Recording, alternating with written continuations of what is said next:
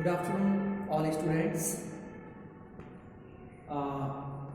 आज मेरा जो टॉपिक है मैं बीए और बीकॉम दोनों ही कक्षाओं के लिए पर्यावरण पढ़ा रहा हूँ और पर्यावरण के अंतर्गत आज मैं ऑब्जेक्टिव टाइप्स क्वेश्चंस लेके आया हूँ और आज हम ऑब्जेक्टिव क्वेश्चंस का अध्ययन करेंगे। तो देखते हैं पहला क्वेश्चन क्या है हमारा। पहला क्वेश्चन है किस विटामिन की कमी से रिकेटस रोग हो जाता है। पहला क्वेश्चन है हमारा कि किस विटामिन की कमी से रिकेटस नामक रोग हो जाता है।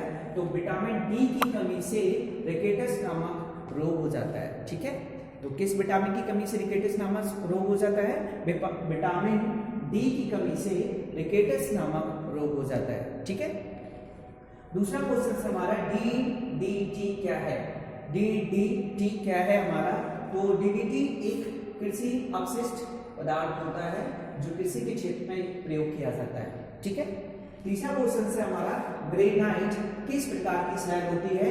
ग्रेनाइट किस प्रकार की सेल होती है। तो ग्रेनाइट जो होती है वो आग्नेय सेल होती है। मैंने आंसर दिया हुआ है, क्या होता है ग्रेनाइट किस प्रकार की सेल होती है। तो ग्रेनाइट जो होती है वो आग्नेय सेल होती है। ठीक है, आगे नेक्स्ट क्वेश्चन देखते हैं।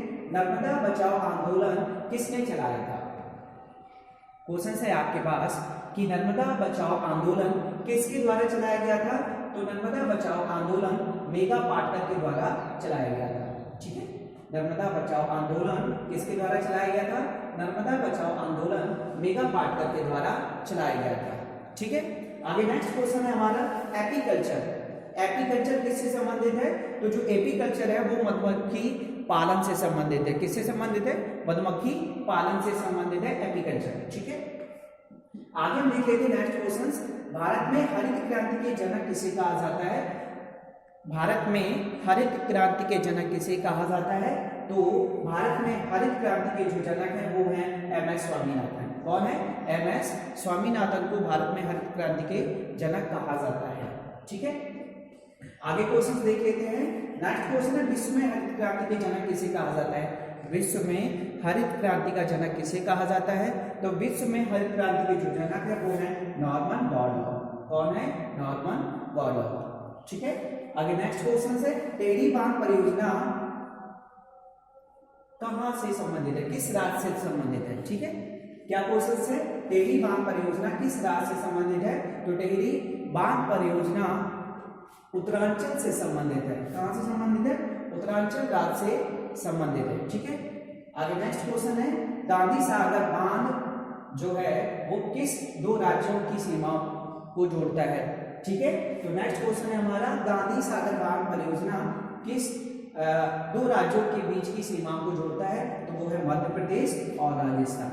ठीक है, मध्य प्रदेश और राजस्थान की सीमा को कौन सा बांध जोड़ता है, गांधी सागर बांध। कौन सा बांध जोड़ता है, गांधी सागर बांध। ठीक है, आगे नेक्स्ट क्वेश्चन है सरदार सरोवर बांध परियोजना है। तो सरदार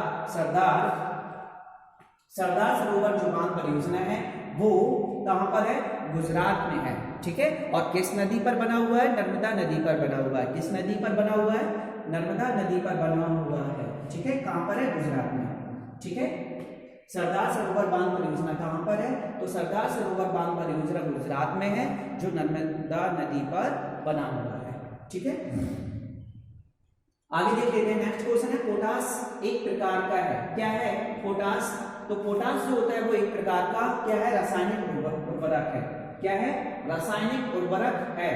क्या है, पोटास एक प्रकार का है। तो पोटास एक प्रकार का क्या होता है, रासायनिक उर्वरक होता है। ठीक है, आगे नेक्स्ट क्वेश्चन देख लेते हैं गिर नेशनल पार्क कहां पर है। गिर नेशनल पार्क गुजरात में है और ये किसके लिए फेमस है, ये किसके लिए फेमस है, शेर के लिए। ठीक है, आगे देख लीजिए स्मोक सिटी किसे कहा जाता है। स्मोक सिटी किसे कहा जाता है। तो स्मोक सिटी किसे कहा जाता है, किसे कहा जाता है, कलकत्ता को। इसको कहा जाता है कलकत्ता को।